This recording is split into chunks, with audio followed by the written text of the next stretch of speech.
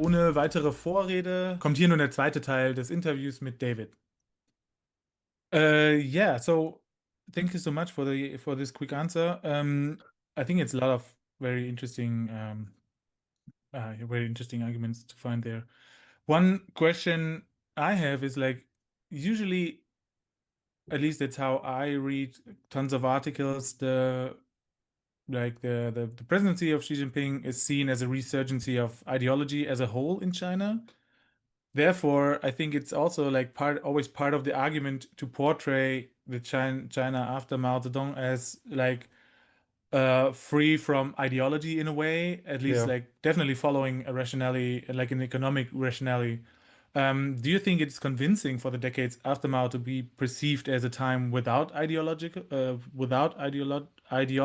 So, Well, I think there was a big move in the 80s and 90s. There was a lot of experimentation in terms of ideas and political possibilities, and a lot of pragmatism to figure out how to make the economy actually work in a situation where China was open to the world and not just uh, autarkic, dealing with itself. And then in the 90s, there was a real fear that things were going to fall apart. And ideology can work when you're really afraid. And there were real debates in the 1990s. China was pretty open about that. Most intellectuals who were debating were convinced that they needed to devote their energies and their thoughts to figuring out how to make socialism with Chinese characteristics actually work. So it was less ideological in the 90s. Um, so, I mean, you never without ideology, and the party was still there, and the party still talked about everything that surrounds the reason for the party's existence. So all that was there. But in terms of your daily life, I think that's sort of what we're talking about, the extent to which calls to ideology penetrate down to people's daily lives. I think it was minimal in the 1980s and 90s and 2000s and much of the 2010s. I mean, you can live in China and talk to people and it just never comes up at all. I mean, you might see slogans on the wall or you might see, stuff on TV, but when you talk to folks, they're not terribly worried about ideology until Xi Jinping comes along. And he wants to revitalize it for the reasons of discipline and nationalistic spirit, the stuff I talked about a while ago. So ideology was never gone because there are always these campaigns now and again to remind you who's boss and what you should be doing or not doing. But it went away in the 80s and 90s and 2000s as part of daily life. I mean, if you were in school and studying history or studying politics, then there it was, that's for sure. Um, but the slogans in the mass meetings and the study sessions, which we associate with Maoism, were greatly minimized anyway in reform and opening China until Xi Jinping came along. Now there's supposed to be apps where you do your Xi Jinping study on your phone, which people kind of giggle about. I don't know, but I've read about people really, party members being worn out by the need to go to meetings and talk about this stuff. But again, I don't really know how inter-party life works. yeah, I think people barely know about it. It's Right. like a black box, right? Yeah. But it's very interesting to hear about the divide between like party members, as maybe you can call them, and ordinary people. Do you Hmm. think it's also, you say, do you think like, I don't know, you said people giggle about it. Do you think it's also a constant, yeah, fight for this, like an ongoing thing to make people like take it seriously as a way or in a way? So, Yes. It's hard to say who's winning that sort of thing. I mean, it's also if you're an ambitious school principal or someone's, a civil servant, you may want to do this to get ahead, right? And that can work on one level and earn you a lot of enemies at another level. yeah. Um, I think people would rather not do this, frankly. I mean, my impression in China is that people are very good at making money and they would like to be out there making money and not doing this kind of stuff. But those are just my impressions.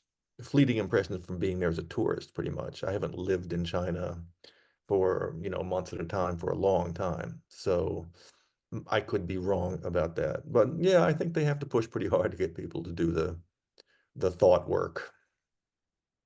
Yeah, understandable. But it also like it's striking to me to, I'm looking into it from the outside, of course, but it's always striking to me how Marxism is applied in a way that it's being cleaned or purged by every revolutionary character it has, and that it's like at least in the West. I mean, if you read it here, it's like that is the main thing actually. Right. And That's why you want Marx, is for the yeah, revolution. Yeah. yeah, exactly. And so I think it's very interesting to see how it is being reformed in a way that it's like used to justify the party's existence in a way, but also to have all these like very how to say like reactionary policies in place. Yeah.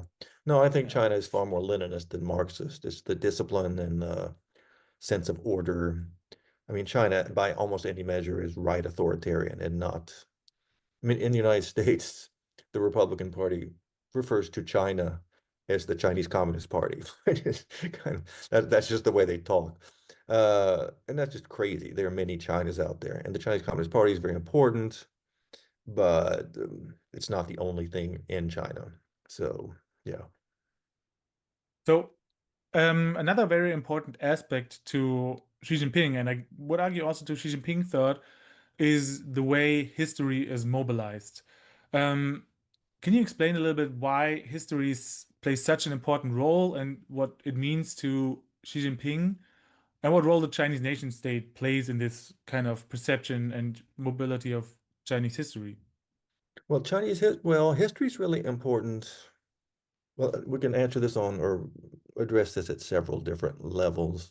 The party is like a church that sort of oversees its own history and rewrites its own history and engages in all this kind of exegetical research. So there are people within the party who take this very seriously and who believe in the dialectic moving forward and how that determines things. So that's a Marxist view of history that you find like in the Central Party school or at certain levels of intellectual engagement in China. There's then a more popular or populist or accessible level of history, the use of history, where you're just, again, it's much of it is a way of connecting the Chinese Communist Party with Chinese history. So they'll be happy to see, all the TV series about the Qing Dynasty and this kind of stuff, where although in the past they just despised the Qing Dynasty. By now Yeah, they yeah. look kind of nice and glorious in their robes and powerful. So they're kind of mobilizing those images of power and wealth and sophistication to suggest that the Chinese Communist Party is the heir to this long history of civilization. I mean, that's what they'd like to be able to say is that we have finally triumphed, and we have triumphed on the one hand because we're Marxists and we figured this out in the early 20th century, but also because we were Chinese, we were always great, we were destined to be great again. So it's all, you know, parts of a whole. That's what they're trying to argue, that it all comes together in some way that's really pleasing. And of course, this is not really the case.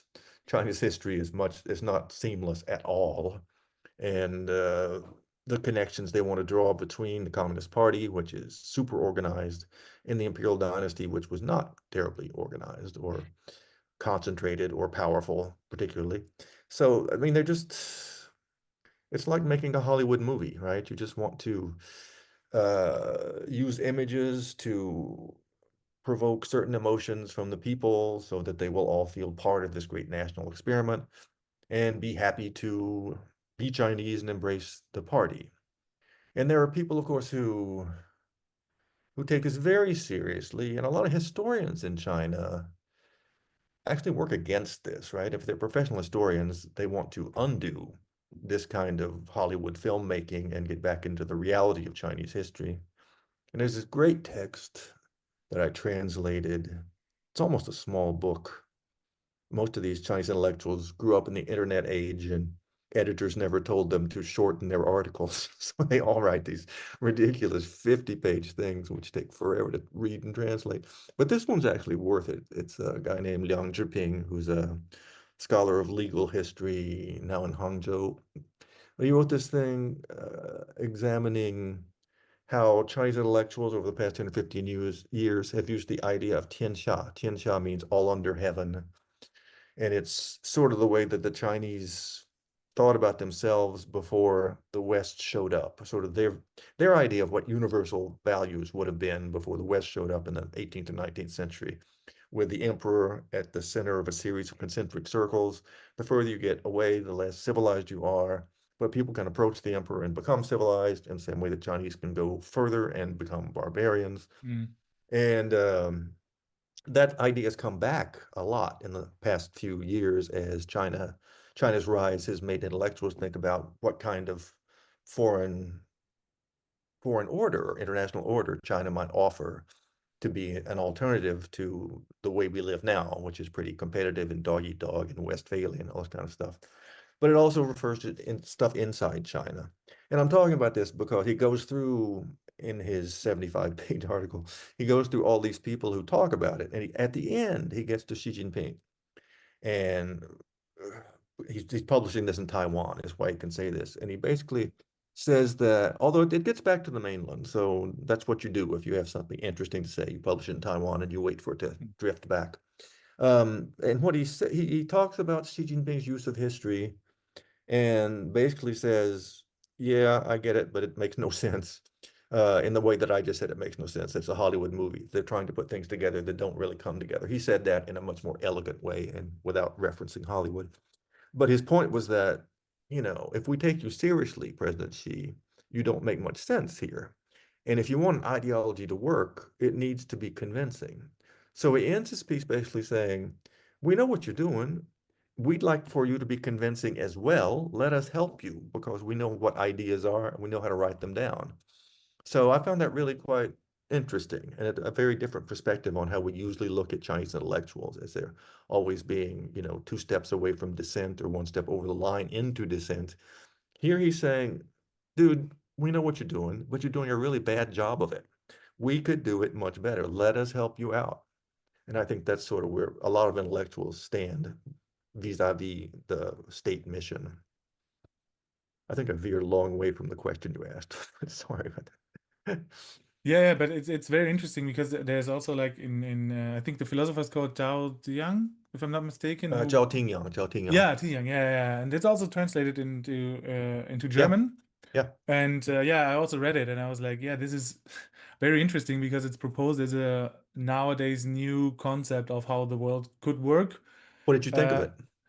I thought it's like just just like a disguise. It's a authoritarian rule, but just with a concept, over it that Uh-huh, is uh-huh. like refurbished in a way, Yeah, yeah, but yeah. also doesn't have anything to do with like a world order where, people have a say in it, and like also small countries have a say in it because it's so centered around. I'm not sure if you mentioned it, but it's clear that it's centered around China, and he uses this historical Right. analogy, which is very interesting because he's using it in a way that it could be a model for the future.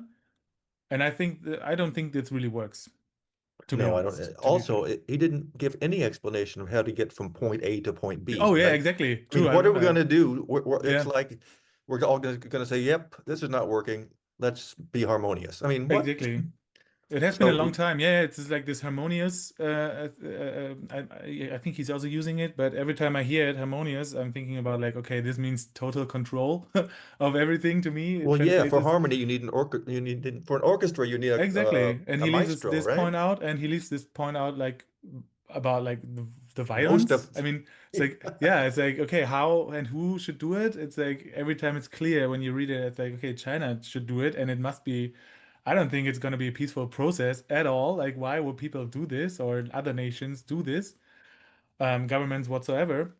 But he leaves out all these kind of questions, as you said, how to get there, I thought it was like and Esperanto, the idea that we could all speak the same language and then we'd stop fighting. I mean, that's a great idea, but how would you get from German and English into Japanese and Chinese to everyone speaking Esperanto, you know? So Well, and how to get everyone magically agree that there's one that, core. that no Who's one like, will ever do that. I mean, yeah, yeah, 15 people will, but yeah. not everybody else. Yeah. Yeah, exactly. And yeah, the analogy he's using, I think it's not really convincing, but I think it's very interesting that it pops up right now or in the last years as a new concept of how the world could peacefully work Right. well. So um, I'm sure you know Kevin Rudd, like the former Prime Minister of Australia. Sure. He's also a sinologist, and he once dubbed Xi's ideological framework Marxist nationalism. I would like to hear from you what you think about the term, and do you think, as a conclusion to this, like all Marxist talk we have now, do you think it's just like remains a patina to cover the actually naked and blunt nationalism with like a bit folklore, myths, etc.? Or do you think there's still like a core of like this Marxist ideology that really is taking place right now and works? I mean, nationalism has always been important.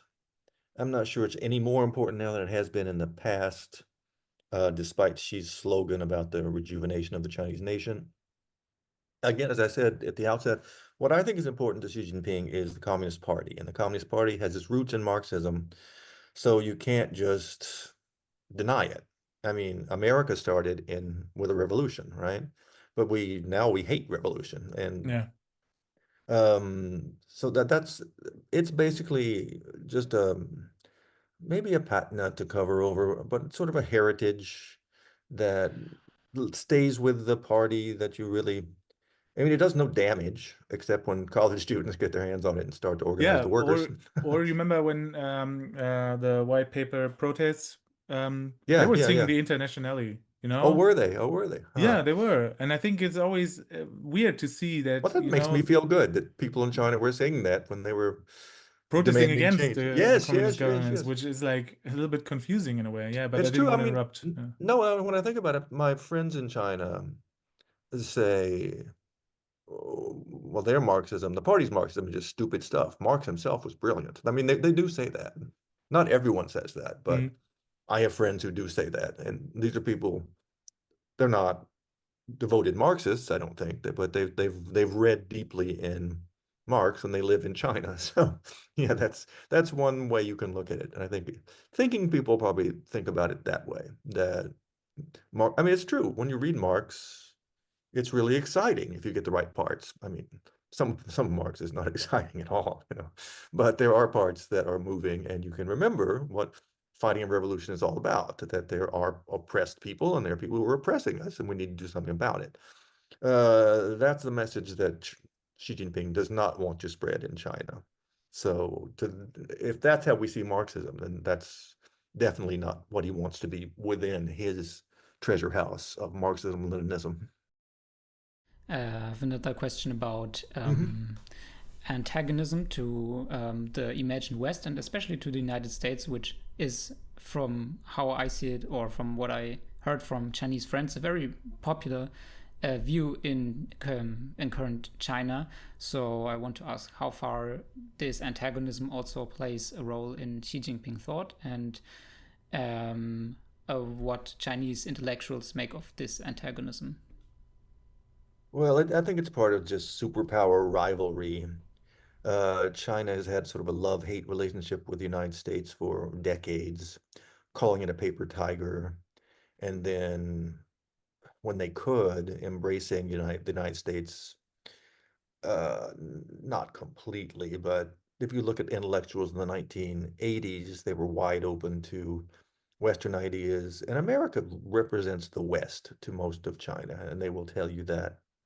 And that's been pretty one-sided. I mean, China looks a lot at the United States, and the United States doesn't really penetrate China. They don't know enough about China to pay close attention.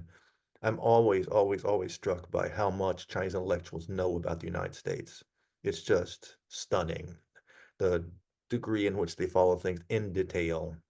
I translated a debate about Black Lives Matter among Chinese liberals, several debates actually. And these were just Chinese intellectuals, not specialists in the United States. But in some cases, they knew more than I did. I mean, they just really studied this and down to the detail of who's giving what kind of podcast. Is he conservative? Is he liberal? Yeah, it's just amazing. It would be impossible to imagine that level of understanding if you had a bunch of American intellectuals talking about China. They would not know anything at that level of detail. So the anti-American stuff is always there too. As I said, I'm an American, but I lived in Canada for the last 30 years, and I've been in China a lot, and I've translated a lot of Chinese stuff. So unless you're a diehard American, it's hard not to see the US as a hegemon out to protect its own interests. I mean, sometimes they do things that are less bad, and sometimes they do things that are pretty bad. But if you're Chinese, uh, I mean, for a long time, there was a period in the 90s and the 2000s, especially after China joined the WTO in what, 2000, what year was that? You don't 2001, remember? I think. 2001, okay. So there was a period in which, the US market was open to China and the US was investing in China and everybody was making a lot of money. And popular attitudes, intellectual attitudes about the US were quite positive for a long time. There was what they described the relationship as the husband and wife relationship. So in other words, they may fight a lot, but they never divorce. Now Chinese people divorce. When they were talking about it, it was a time when Chinese people didn't divorce. So the notion was that China and the US would sort of natter at one another and complain and gripe and whine, but they'd all get back together because there was so much money to be made. This was the time as well when things like the NBA, the basketball thing became just a huge thing in China. People loved the Chicago Bulls and Michael Jordan and all this kind of stuff. And American TV shows just won over China. Before China began to produce its own good stuff, there were things like Friends. I don't know if German people know the Friends sitcom or not, Yeah, yeah. but I know lots of Chinese who learned English watching Friends. Or I'll meet some 15-year-old who just speaks English like I do. And I'll say, how'd you do that? And they said, oh, my parents watched Friends growing up. And, they told me the story of Ross and Rachel. And Oh my God. it was amazing penetration of American soft culture that, especially in urban China. I don't know how far this got out into the rural areas before the internet got to be big in the rural areas. But so you have both those tensions. You have the United States as a rival and as a regional bad actor from China's point of view, but you also have the romance that comes with money, that comes with American cars, that comes with TV and basketball and everything else. So all this sort of lived in the minds of most Chinese for, 15, 20 years before things got, 2008 was the big turning point when there was the Beijing Olympics on the one hand, and then there was the financial crisis. Uh, Equally spectacular as the Olympics in a different way, coming from America. And that sort of started changing that period of romance between China and the US. And since then, it's gotten a lot rockier. So, and then when Trump finally in his first term designated China as the US's main rival and began to actively try to stop China from developing its economy, then they began to get really mad. And it's not hard to understand it. I mean, America talks about free markets and the power of ideas, and then they just, say Huawei's a cheat and won't let them play in the marketplace, right?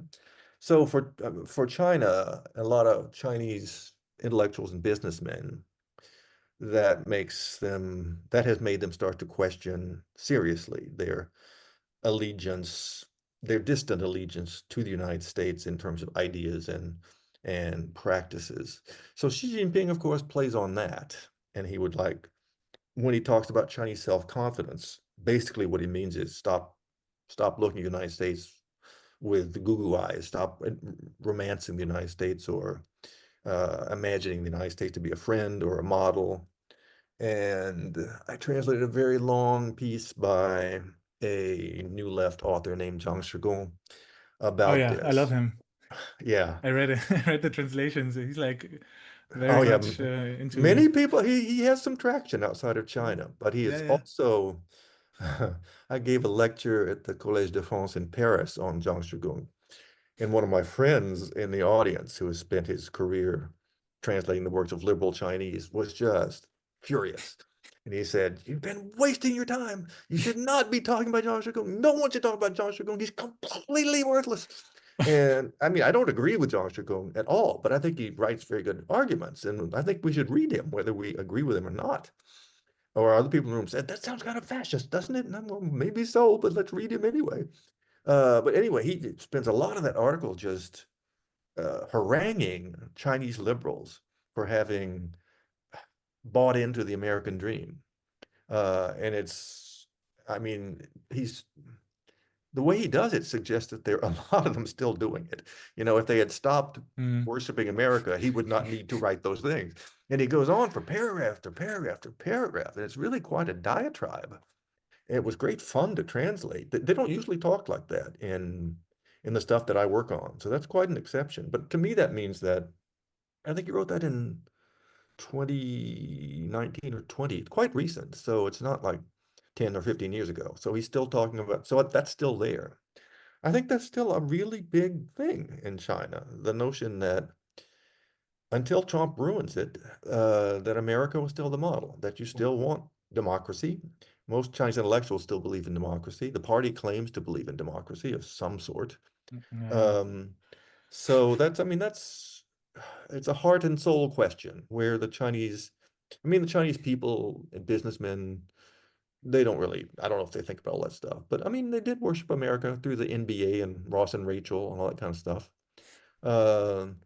Again, I think Trump, with his inconsistent policies, although he's being nice-ish to China right now, much nicer to China than to Canada, and the way he talks about China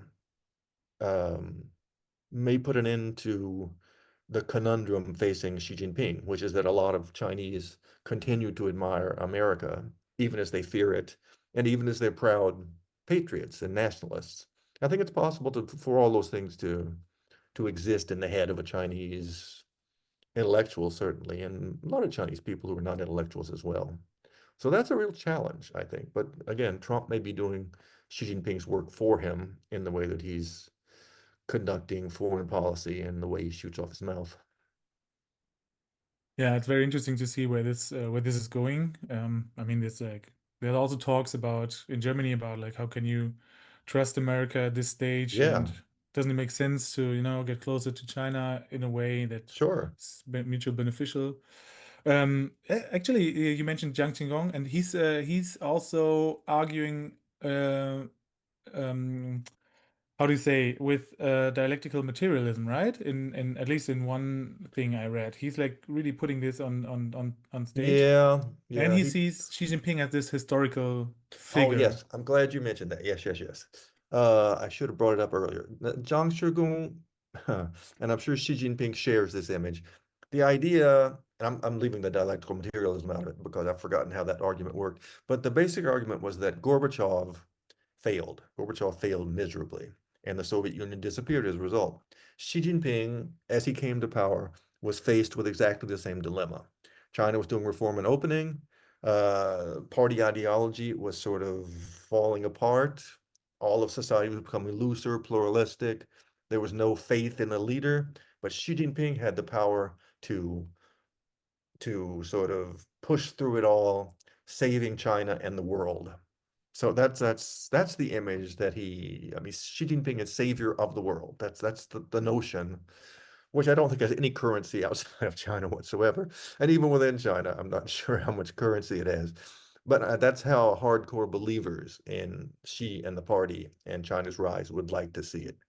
And it has a certain, I mean, if you want to believe it, it's not totally ridiculous. It's true that Xi Jinping did not let China go the way of the Soviet Union, that he stopped the inroads of bourgeois liberal thought, kept him from getting into politics, kept him from completely corrupting the party.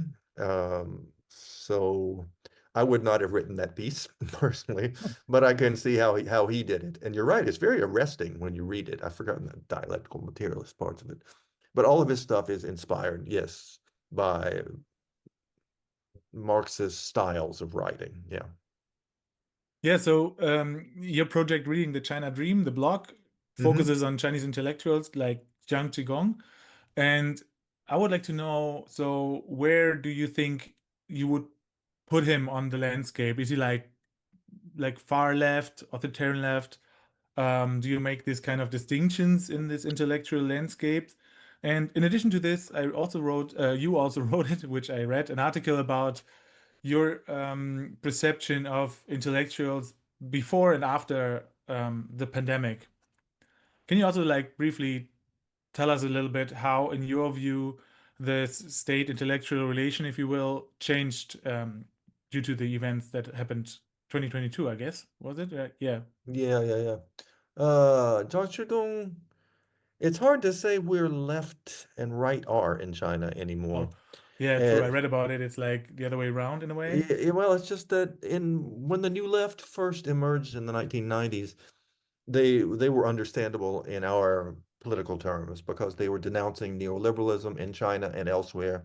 And they were genuinely concerned, I think, about the fate of workers and peasants who were being ignored or overrun by just China going capitalist as fast as possible. I mean, this was an era when millions of people lost their jobs when they just decided we're going to close a lot of state-owned enterprises or sell them off at bargain basement prices. And then they just let 50-year-old workers go, said, sorry, we got no more money. We'll pay you this pittance of a pension if you're lucky, and just good luck. So then the New Left was there to denounce that. But when Xi Jinping came to power and China's rise seemed to be succeeding, who are they going to criticize, right? So they sort of embraced the notion that China, socialism with Chinese characteristics is a success. And that means that we have to embrace the state and be on the side of authority. So every now and then they will criticize something, but most of what they do is celebrate the success of China. And they talk a lot about superpower problems. You know, if China has made, what they say is that now China is socialism. You know, the Marxist project of, you know, you go through the dialectics and you wind up with, well, China is hardly stateless, but where, you know, it's some synthesis or some dialectical whole where it's working. And they feel like, I don't know if they really believed it, but what they say is that China's achieved this, and now there's a model that other people can adopt. And I don't know how they're spreading it. I should go live in Colombia for a year and see how China is spreading its message. I was in Colombia last year, and out in the countryside, it just looked like what China looked like in the 1980s when I was riding around the Chinese countryside then. And I could see how a Colombian could go to China and think, hey, tell me what you did. I'd really like to do that, you know? So it might be a model in some ways for countries that are trying to figure out development or are stuck in various dilemmas of development. But most of the New Left doesn't talk about the people, doesn't talk about, you know, workers or rights. It's funny. I wrote another piece, a little piece where I talk about this in the China Review of Books, I think, a new thing in a new publication in the States. And while I was in China last time, someone translated it from English into Chinese and published it in China on their blog. And this was a real left-wing person who claimed to be a dismissed railway worker who was fighting against the fake New Left in China. And so here I was, the author of this, going around China. I was a little nervous because they put my name in English in it. So I guess they could have found me. And the last paragraph, I talked about having dinner with a bunch of New Left people in Beijing and compared it to a country club in the United States because they talked about where to buy good wine, where to buy good brandy, and talked a little bit about Mao, but a lot more about where to get good brandy. And I think my last remark, my last sentence was like, if they had been smoking cigars, it could have been at any country club in the American. Wow. Okay. And if I had known I was going to be translated into Chinese, I would not have said that. So I was a bit worried while I was in China, and that got like 40,000 looks. is by far the most popular thing I have ever written in my life in terms of people looking at it, right? So that's kind of weird, and it shows how there is a real left in China that knows that the intellectual new left is Mm. kind of a bunch of talking heads who just Yeah. echo whatever the party. They don't just spout party propaganda. Zhang Shigong does uses a fair bit of it, but a lot of them don't. But they just that's what a lot of the intellectuals do. They talk around the party in ways that sound less less bureaucratic or less propagandistic. So Zhang Shigong is kind of there. Um, and most of his stuff, he also writes, it's very interesting. He's kind of pro-China empire, which is weird because China always says we don't seek territorial expansion, we don't seek to impose our model on anyone. But he's written several articles where he sort of says, empires have been with us throughout history, and the Wow. American empire is shrinking, and maybe it's our turn. Maybe we'd be better at this, which I think is really remarkable. I don't know if he's trying to get their ear or if somebody on the Politburo thinks that a Chinese empire would be a good idea and they said, hey, write that up for us. But he's been going down that road for a while. It's really quite interesting. What was your second question? You asked about Zhang Shigong and the left, and then you asked, Well, oh, about the the pandemic, the pandemic. distinct, yeah, exactly. How do you think the landscape? We now heard like you can't impose like our view of what is left and what is right, because I also know there's like neoliberal people, but they Yeah. only focus on economic aspects. Yeah, they're Trump supporters too. I mean, Yeah, I've seen them too. Yeah. yeah, they're pretty amazing. And at first I thought it was just kind of a game, right? That they were uh, will support Trump because Trump doesn't like communists, and then, so it's some kind of thing like that. But no, most of them are sincere, and they're liberals who think that America has lost its way because of identity politics and Black Lives Matter and this kind of stuff, and that Trump needs to save America. It's just remarkable to talk to them, but they really, really believe this. And you can understand it, sort of. I mean, liberals lost ground in China with China's rise, right? Because China became rich and powerful without having elections and human rights and votes and all the stuff that we think you have to be rich and powerful. They got there. So liberals could no longer sort of bang on the table and say, we need human rights because we're poor, which is Mm. sort of what they did all along. So they didn't know what to say for a while. And then they watched America kind of flounder after 2008. And they couldn't find, I mean, Obama was not a hero to a lot of these sort of neoliberal types. So they were stuck. I mean, do you support Joe Biden or Xi Jinping? And when Trump came along talking about make America great again, they thought that's what the world needed. So it's just remarkable. Um, and they eat, I had dinner in China with a bunch of liberals, including some who were Trump figures and others who were not. And they could talk happily among themselves in a way that Americans cannot. It's it's very Wow. interesting. Yeah. For the pandemic, I don't know, frankly. I mean, the pandemic was lived by intellectuals in the same way that it was by most Chinese people and most people in the world. I mean, it was just long and boring, and you couldn't do what you wanted to. Uh, One of my best sources and friends in China is an intellectual in Shanghai named Xu Jilin. And he wrote a powerful piece. At what point did he write this? I guess when the intense lockdown of Shanghai was loosened. I've forgotten the dates of this, but there was a period where they were locked down for several weeks, where they were pretty much confined to. He said they were better off out in the countryside, the countryside, the suburbs of Shanghai. They could get out in their gardens and walk around a little bit.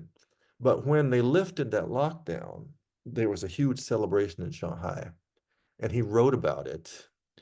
Wrote about his experience and his feelings when it was lifted, the lockdown.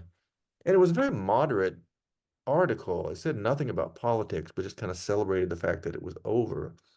And it got like, I think he said it got 20 million views, and then they took it down. because they can't say anybody getting 20 million views. Um, I think he said 20 million. I have to check that. I translated it. It's on my site somewhere. It's very, very moving. I think lots of people, I think lots of people came to appreciate sort of the limits to which they would be allow themselves to be pushed, which was true in many countries. It's just that most countries don't have the apparatus of the Communist Party to enforce their discipline or their orders. And now, like you said, the blank paper revolution or the white paper revolution is another example of that. Yeah. But would you say it's a, do you think it's fair to see it as one part of maybe a watershed movement on the opposite that happened in 2008, where like maybe on the Yeah. ones you talked about too, the trust in the state really eroded by this like erratic Yeah. behavior? That's what lots of people thought at the time. But for it to really erode, you need to have a series of such things, right? And I'm not sure that, I don't know. I'm not on the ground there. It could be happening. Certainly, Chinese feminists hope that it's happening because they would like to be able to go back to China and be active. Um, but I don't know if there's been a series. It would have to slip even further. That was a Yeah. big event that I think, again, especially for young people. Older people had been through events where the party seriously disappointed them or betrayed them at other times, from Tiananmen to any number of other movements. So they weren't quite as affected as young people. For a lot of young people, this was the first time they saw the state seriously mess up and not take responsibility. In China, if you mess up, you're supposed to take responsibility, right? It's like Japan and China is the same thing. If your company loses $1 billion, you resign, right? But nobody said sorry about COVID, about the end of COVID. Nobody admitted the hundreds of thousands of people who died in COVID. I just translated recently a piece published in it used to be a Hong Kong magazine, it's moved to Singapore for obvious reasons, where the journalist, who's Chinese from China, but maybe in Singapore now, I don't know for sure, wanted to investigate how Chinese people felt about this. It was about, how mourning of the dead from the COVID that hit after they put the policy to bed. And she went through, there are all these friend groups that are open in China, and they're mourning groups. So people who have lost relatives come together on WeChat and just share their experiences. And she navigated the platform to find these and then called them up and talked to them. And it's really quite moving. It's just I mean, people who lost their parents when they weren't, 10 years before they were expected to die, or 15 or 20 years. It's really worth reading just to get a sense of how people dealt with it, which is by mourning intensively and in ways that I don't know. It moved me a lot. When I was there, I felt kind of ashamed that I had not realized how much suffering that policy had brought about, sitting in Montreal reading stuff on the internet, thinking I'm in touch with China, and I'd kind of missed that, right? That there'd been hundreds of thousands of deaths. And when I was in Beijing, they just said everybody got sick. Everybody got COVID in the months that followed the end of the policy. Most people didn't die, of course. Most people, I mean, you've probably had COVID. I've had it 2 or 3 times, and it's not pleasant, but for me, it was just kind of a bad cold that refused to go away. Um, but it was just a big deal, and everyone knew who the culprit was, and they couldn't talk about it, right? Because the party was already saying, "We've achieved a great victory over Yeah. COVID. Let's move forward," right? So, yeah. Okay, yeah. I think this was very interesting, and I have one last question that is Uh-huh. maybe less of a serious question, but it is that in Chinese the names Marx and Musk sound very similar, like Marcus and Marcel. So my question would be, who do you see more interest in among Chinese intellectuals, Musk or Marx? I haven't been reading that much recently because I've been finishing a book, but I think much, much more than Musk, surely. He's such a character. I don't know what Chinese are saying about him. Many, many, many different things, I'm quite sure. I don't know if they've gone deeply into his like futuristic views and why we should go to Mars and all this kind of strangely eugenic stuff that he imagines. Um, there's a following for almost everything in China, and I'm sure there's a following for old Elon as well. Yeah, thank you very much, David. It's been a delight. I hope I've been moderately interesting. Totally. I mean, I hope our audience is also having the same position. No, I think it's super interesting, and I'm very much looking forward to your new book. Das war das Interview mit David. Ich hoffe, ihr habt viel über Xi Jinping-Gedanken gelernt.